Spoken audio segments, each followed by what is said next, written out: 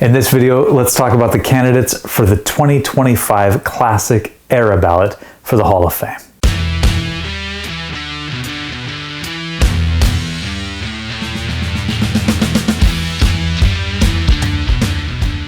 What is going on, everybody? Thanks for joining me on my channel, Brutus on Baseball. If anybody's been watching for a while, you'll know that I made a whole series of Hall of Fame videos about 2 years ago now when I first started my channel. Those were the first couple of videos that really took off for me, and one of them was the Classic Era. I have not revisited that era ballot since then because nothing's happened, so nothing's really going to change much. But I figured with the announcement last week of who the candidates are for this upcoming ballot to be decided next month, I might as well run through that list again and compare it to who's actually on the ballot. Now, a quick run through of who made the ballot. First of all, Dick Allen. Great Philadelphia Phillies, corner, third baseman, first baseman, DH type guy, played for the White Sox a lot. Ken Boyer, third baseman for the Cardinals. John Donaldson, a really old Negro League player and pre-Negro League player, which is what makes his candidacy pretty interesting to consider. Steve Garvey, the first baseman, mostly for the Dodgers and a little bit for the Padres in the 70s and 80s. Vic Harris, another Negro League player, not a whole lot of great information about him. Tommy John, pitcher for a lot of different teams. Yankees, White Sox, Dodgers. We got Dave Parker, outfielder for the Pittsburgh Pirates and Cincinnati Reds for the most part. And then Louis Tiant, Cleveland Indians and mostly Boston Red Sox starting pitcher. So those are the 8 guys that are going to be on the ballot this year. I haven't seen any announcements yet about who's going to be on the committee doing the voting, but usually it's about 16 Hall of Fame players, managers, baseball writers kind of put together in a room on December 8th at the winter meetings, and they'll make their announcement later that evening. They can vote for as little as 0 or up to 3 players on a ballot of 8.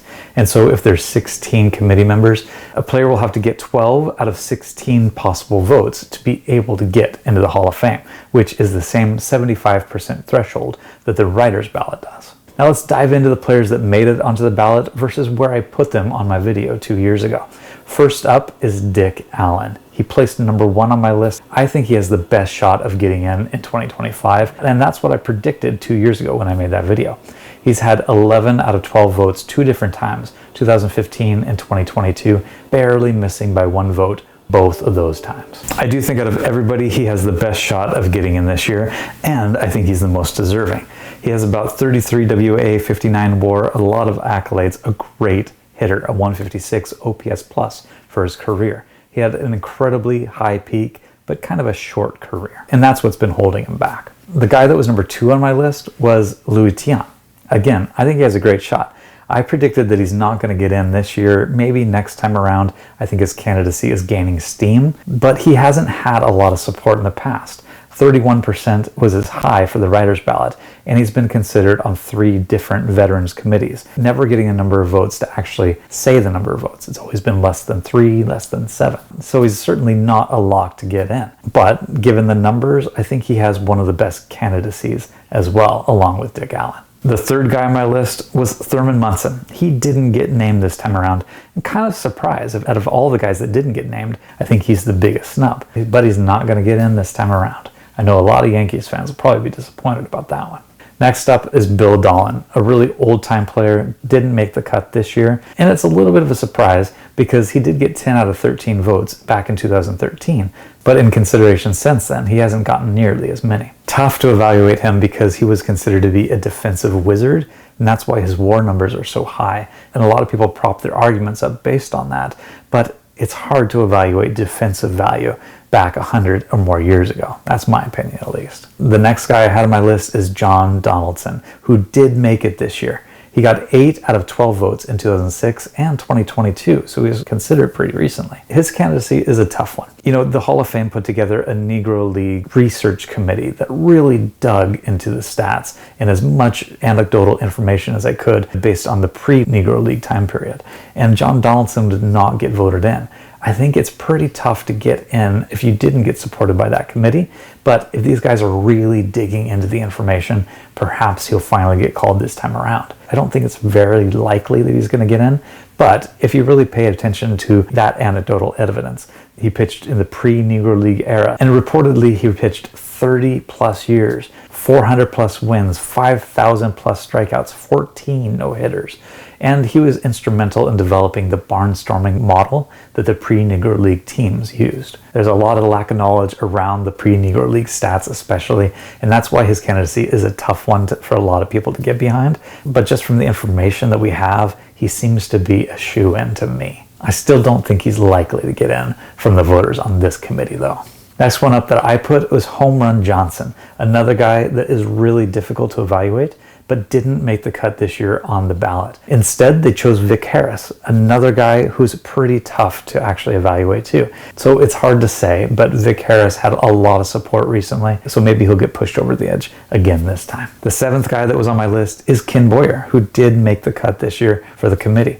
I don't think he's got a strong chance. He topped out around 25% on the writer's ballot in 1988. He did get 9 out of 12 votes in 2007, but that's a long time ago, and he's gotten less than 3 in 2012 and 2015. His WAR numbers and WAA numbers are fairly decent, borderline Hall of Fame, but a lot of that, again, is tied up in elite defense. But he was an 11-time All-Star. He was overshadowed during his career by Eddie Matthews, Brooks Robinson, who was an even better defender. So he's a tough one to evaluate, especially if he's not the best of his era. But who knows? Maybe he'll get a shot this year. I kind of doubt it, though. Next one that I had included was Bobby Grich. Didn't make the cut this year. He's really kind of an analytics darling. So if those sorts of analysts don't have a loud say in the screening committee, he's not likely to get in as part of the final cut for the Classic Era. My ninth was Tommy John. He did make the cut this year, and he really has a lot going for him in terms of longevity, but not a lot of peak. He does have the narrative, though, being the first to get Tommy John surgery, of course, and make an incredible comeback from it and pitch a better second half of his career after the surgery compared to the first half of the career. Just given how important that surgery has become, a lot of people think that that should push him over the edge to getting into the Hall of Fame.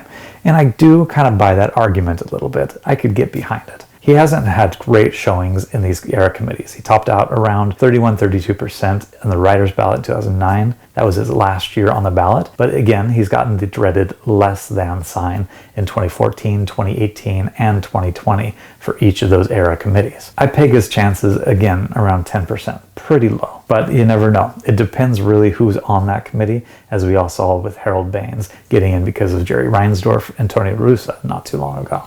And the 10th one that I put on my list is Reggie Smith, a guy that I think has a way better candidacy than most people think. And he's kind of forgotten. I put him 10th on my list. He didn't make the cut this time. And that's partly because 2 other guys did that I put on my list that I don't think should make it. And I get a lot of flack for these 2 picks that I don't think should be in the Hall of Fame.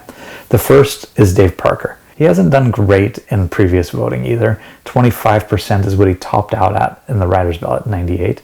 Less than 6 in 2014, less than 7 in 2018, but he did get 7 out of 12 in 2020. Part of that movement to elect some of the old school type players from the 70s and 80s that included Jack Morris, Lee Smith, those sorts of guys. I do think he's got a better chance of making it than some of the top 10 that I put on my list. I just don't think he should. And a big key is look at those numbers. WAA wins above average baseball player for his time period of 6.5 and a WAR of only 40. I know not everybody is a WAR or WAA fan, but those numbers can't lie that much. He's just got such little value for any part of his game other than hitting. But he was an MVP. He was a 4-time top 5 MVP finisher, 3 Gold Gloves, 3 Silver Sluggers, 2-time World Series championship. This guy is really a tale of 2 different halves of his career. He accumulated almost his entire value over the first half of his career, and the second half was an absolute wash, really not providing much value at all. As a result of injuries among drug addictions too, there's all sorts of stories about that, and because of that he has a high peak, low longevity, really limited career overall, and low counting stats. I don't think he's going to make it, but you never know with this type of guy. He could make it in that Jack Morris, Lee Smith, Harold Baines type mold. And the other guy is Steve Garvey. Again, a guy that I think has an even worse candidacy than Dave Parker. I would certainly vote for Parker way before I would ever vote for Garvey. Garvey did get higher percentages in the writer's ballot, 42.5% in 1995, but he hasn't fared all that well in the Veterans Committees. Less thans in 2011, 2014, 2018, and half the votes that he needs in 2020. I do think, again, like Parker, he's got a pretty good shot of actually making it, but I don't think he should. 7 WAA, 39 WAR. He's got a lot of accolades, 10-time All-Star, 1 MVP and another top 5 finish, lots of hits. But other than the hits, he didn't have a great OPS plus, didn't have a lot of power. And unlike a contemporary Keith Hernandez, he didn't have a lot of value on defense with the glove at first base. For that reason, he's just way below Hernandez and not even a consideration for me if I had a vote. And I might add that a lot of people will point to that MVP, but he really shouldn't have won it. Mike Schmidt should have easily run away with that MVP award. So there are the 8 candidates and what I thought about them 2 years ago. Let's talk now real quick about who I would vote for. 8 candidates, I've got 3 votes. As you can tell from my top 10, I would easily put Dick Allen and Louis Tiant as my top 2 vote getters. Really not difficult decision for those 2. But my third one was where it gets a little bit difficult.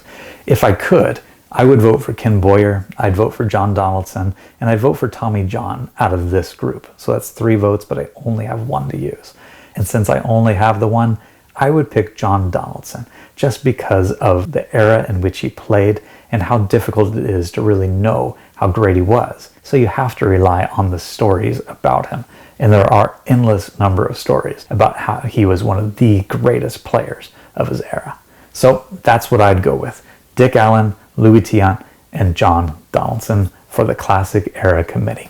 Tell me in the comments below who you would vote for. And we'll find out in about 1 month who the actual committee votes for. In the meantime, keep talking baseball, take care of yourselves, and we'll see you around.